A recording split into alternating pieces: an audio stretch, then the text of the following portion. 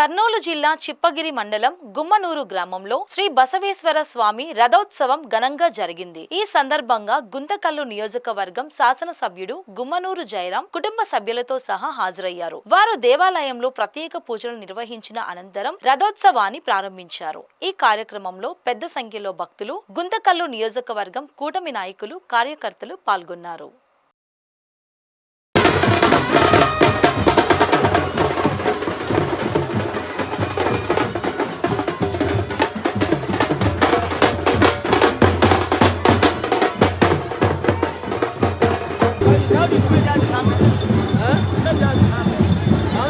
फिर भी साइड पे आ जाते हैं